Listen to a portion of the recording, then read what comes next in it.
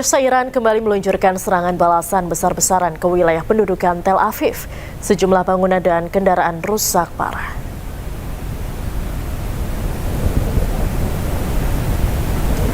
Serangan yang terdiri dari beberapa gelombang rudal dan drone ini dilaporkan berhasil menembus sistem pertahanan udara Israel. Hal ini menyebabkan kerusakan berat pada bangunan-bangunan strategis Israel. Sejumlah bangunan hunian dan kendaraan juga dilaporkan mengalami kerusakan berat. Situasi di Tel Aviv pun mencekam dengan sirine peringatan yang terus berbunyi di sepanjang kota.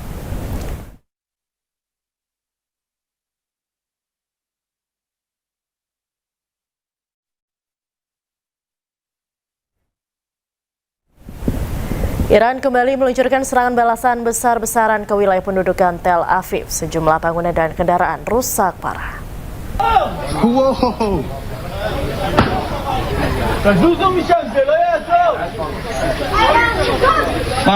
Serangan yang terdiri dari beberapa gelombang rudal dan drone ini dilaporkan berhasil menembus sistem pertahanan udara Israel. Hal ini menyebabkan kerusakan berat pada bangunan-bangunan strategis Israel. Sejumlah bangunan, hunian, dan kendaraan juga dilaporkan mengalami kerusakan berat. Situasi di Tel Aviv pun mencekam dengan sirine peringatan yang terus berbunyi di sepanjang kota.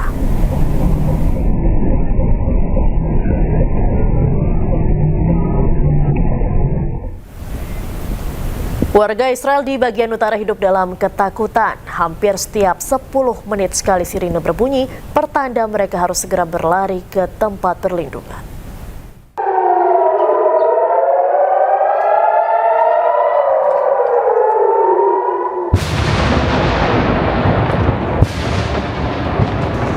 Mencekam, itulah suasana di kota Kiryat Shmona, Israel Utara. Warga Israel hidup dalam ketakutan di tengah serangan roket Hizbullah. Warga Israel Utara menjadi cemas karena merasa jadi sasaran serangan lintas batas Hizbullah yang secara rutin terus berlangsung sejak perang AS Israel dengan Iran 28 Februari lalu. Menurut warga setempat, setiap 10 menit ada alarm yang mengharuskan mereka pergi ke tempat perlindungan. Komando Pertahanan Dalam Negeri mendesak warga untuk patuh tetap berada di tempat perlindungan. Beberapa hari sebelumnya ada ledakan besar, sebuah roket yang menghantam beberapa rumah di kota tersebut. The area, but what I want to emphasize is the rocket that was used here is a cluster missile. This has one purpose and one purpose only: to maximize civilian damage and casualty counts. So we call on the public, continue listening to instructions of the Home Front Command and the Israel Police. Stay close to protected shelters. When sirens go off, go in protected shelters. Di tengah saling serang antara Amerika Serikat, Israel, dan Iran, burung gagak terbang di langit Tel Aviv.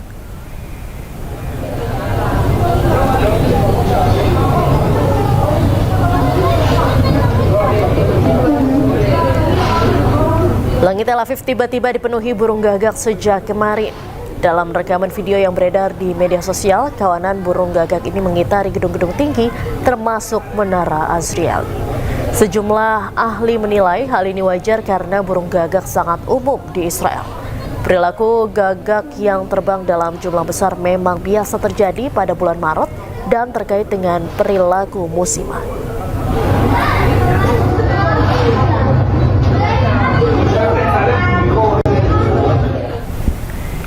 Siap siaga di garis depan, Menteri Pertahanan Israel Katz mengumpulkan rekrutan baru di Hashomer, Kamis. Zionis Israel berencana menambah pasukan cadangan hingga 400.000 personel. Rekaman video menunjukkan Menteri Pertahanan Israel Katz bersama Kepala Sumber Daya Manusia Angkatan Darat bertemu dengan para rekrutan muda dari Brigade Penerjun Payung dan Unit Komando di pusat perekrutan Tel Hashomer, Kamis. Penambahan personel IDF ini terjadi di tengah meningkatnya ketegangan di Timur Tengah. Juru bicara militer Israel, Evi Devrin, mengatakan kekurangan sedikitnya 15.000 personel militer. Mengatasi hal itu, Netanyahu bersama kabinetnya mendorong dilakukan perubahan aturan wajib militer ke Knesset atau parlemen, termasuk dengan rencana perubahan undang-undang tentang masa wajib militer.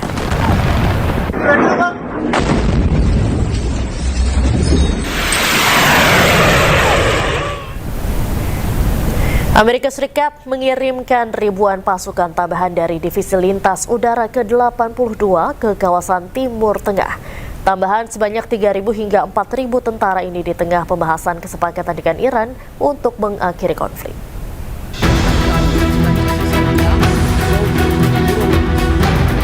Pasukan elit sebanyak 4.000 ini bermarkas di Fort Bragg, North Carolina dan dikenal mampu melakukan operasi tempur termasuk serangan udara melalui penerjunan. Pihak militer Amerika Serikat menegaskan bahwa pengumuman reski akan disampaikan oleh pihak Pentagon meski belum ada keterangan langsung untuk mengirim pasukan darat langsung ke wilayah Iran. Sebelumnya Amerika Serikat telah mengirim ribuan marinir dan personil angkatan laut melalui kapal serbu amfibi USS Boxer beserta kelompok tempurnya. Pasukan Amerika Serikat di Timur Tengah diperkirakan telah mencapai 50.000 personel. Penguatan militer Amerika Serikat menjadi kesiapan untuk melanjutkan operasi di kawasan Timur Tengah. Lebih dari 1 juta pejuang Iran dimobilisasi di tengah meningkatnya spekulasi rencana operasi darat oleh Amerika Serikat dan Israel. Teheran menegaskan kesiapan menghadapi kemungkinan konfrontasi langsung di wilayahnya. Dilansir dari media Iran Tasnim News Agency, lebih dari 1 juta warga Iran telah disiapkan untuk menghadapi potensi serangan darat Amerika Serikat. Laporan ini muncul setelah kabar mengenai operasi darat terhadap Iran diduga telah direncanakan Amerika Serikat. Media militer Iran menyatakan kesiapan penuh dan menyebut wilayah Iran sebagai medan tempur bagi pasukan yang terlatih. Selain itu terjadi lonjakan pendaftaran dari kalangan pemuda ke Basij, Garda Revolusi Iran dan militer untuk ikut serta dalam potensi konflik darat.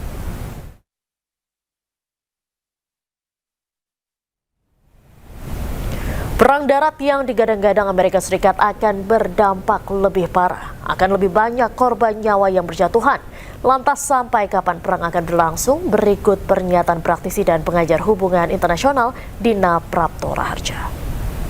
Perang sayangnya ya, walaupun kita udah berusaha untuk menghindari, mencoba jalan negosiasi, juga negara seperti Pakistan sudah mulai membuka komunikasi untuk dimungkinkan ada negosiasi, sepertinya masih akan berjalan selama beberapa waktu ke depan. Berapa lamanya kita belum tahu, tapi kalau dilihat dari persiapan pasukan darat Israel itu sebenarnya bukan hanya ditujukan untuk ke Iran, tapi juga untuk menduduki Lebanon Selatan. Jadi wilayah-wilayah di sekitar Timur Tengah itu juga tetap harus waspada, karena dengan Israel masuk ke wilayah Lebanon itu sebenarnya juga membuka ruang bagi Iran menyerang juga infrastruktur kunci di daerah Teluk. Dan Amerika Serikat dengan posisi pasukannya yang demikian banyak, kemungkinannya kan dua ya, bisa dari serangan langsung di daerah Selat Hormuz, atau dia masuk lewat udara lagi menambah intensitasnya, atau seperti yang dia pernah bilang juga, Amerika Serikat bilang dia akan mencoba masuk lewat ground, lewat darat gitu. Semuanya risikonya sangat buruk. Setiap waktu yang ditambah untuk perang ini, itu berarti korban jiwa, demikian pula krisis di bidang energi dan ketidakpastian di bidang ekonomi global. Saya kira dari segi praktis, sebenarnya ada tarik-menarik juga ya di dalam negeri beberapa negara yang selama ini kita tahu menjadi tempat di mana proksi Iran atau Iran sudah banyak membantu program-program di negara-negara tersebut. Kenapa Irak misalnya dan Yemen itu berikutnya, negara berikutnya yang juga mempertimbangkan untuk ikut membantu, karena Iran itu selama ini punya program-program berbentuk organisasi massa ya di negara-negara tetangga itu. Jadi macam kalau di sini Muhammadiyah lah gitu. Jadi besar mereka, jauh lebih besar daripada Muhammadiyah ya skalanya. Jadi dia punya rumah sakit, punya pusat pendidikan, punya pusat-pusat bantuan donasi untuk masyarakat. Jadi dari sisi ikatan batin itu sangat kuat ya di antara negara-negara yang disebut proksinya Iran. Dan di situ negara-negara yang lain yang juga sebenarnya menunggu dan mengawasi, kita lihat juga sudah mulai ikut bicara seperti Turki. Itu kan juga sudah diprovokasi juga ya oleh Israel. Jadi sekali lagi kita harus melihat lebih lebar, tidak hanya terpaku pada statement Presiden Donald Trump, tetapi tetap konsisten melihat apa yang menjadi tujuan dari Amerika Serikat. Minimal, kalau menurut saya tujuannya itu sebenarnya adalah make America great again, membuat Amerika kelihatan mengatur dunia. Dan yang kedua, dia sudah bulan November 2025, Trump menandatangani executive order bahwa Amerika Serikat itu sekarang bukan lagi Departemen Pertahanan, tetapi Department of War. Memang tujuannya itu adalah untuk perang di berbagai belahan dunia. Nah itu yang harusnya kita pegang itu aja. Berarti yang harus kita antisipasi sebenarnya kok nggak ada statement ya apa-apa dari negara lain tentang tujuan Amerika yang itu melakukan destruksi di berbagai tempat. Dan Israel posisinya di sini juga harus kita cermati di dalam negeri ya.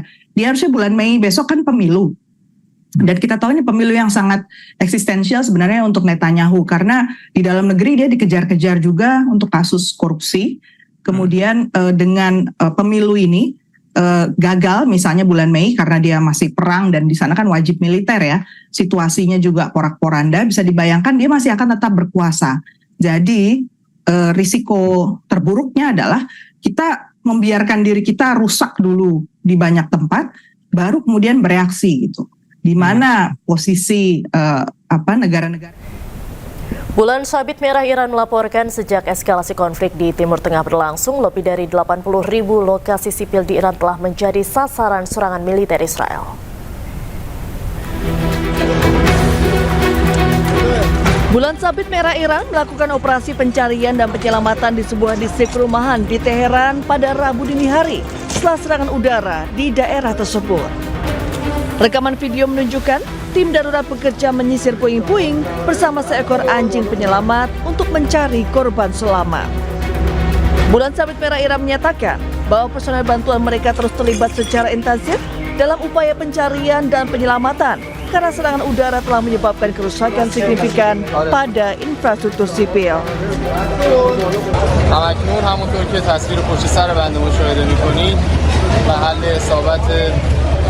بمب‌های رژیم صهیونی و آمریکای تروریست رو می‌بینید که به منطقه مسکونی برخورد کرده.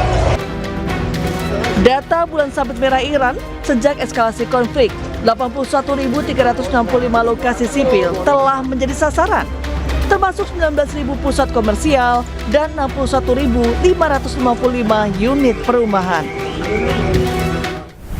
Iran menyusun rancangan undang-undang terkait Selat Hormuz. Sejumlah negara pun sudah diizinkan untuk melintas, salah satunya Malaysia.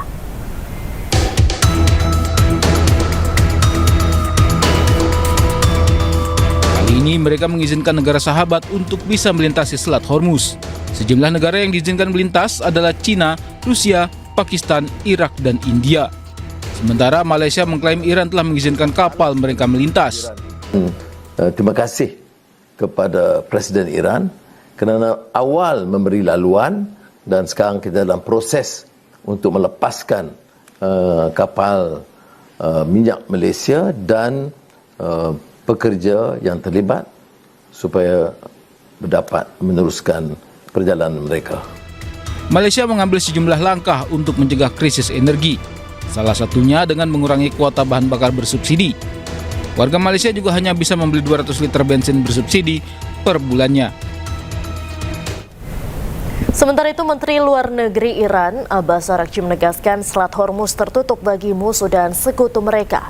Araghchi juga menyebut AS pengecut karena tidak berani melintasi Selat Hormuz. اقتدار ایران به منطقه دیگریش تنگه هرمز هست. بعد از 47 سال بالاخره ما رو مجبور کردن که اقتدار خودمون رو برای این منطقه، برای این آبراه، برای این تنگه هرمز نشون بدیم و به دنیا بدیم. باورشون شاید نمیشد. فکر میکردن که ایران بلوف میزنه. فکر میکردن که ایران جرأت چنین کاری نداره.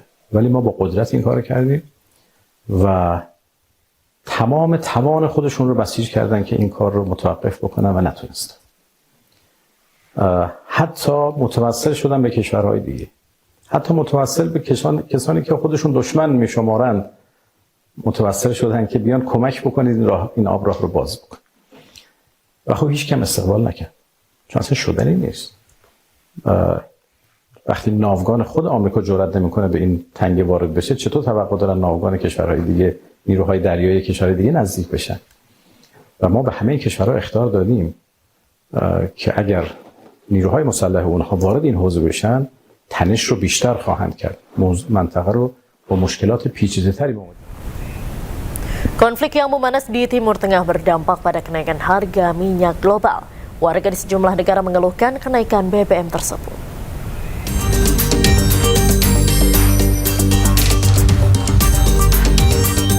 Perang Amerika Serikat Israel versus Iran yang belum usai, mau tak mau memberikan dampak pada negara-negara lainnya.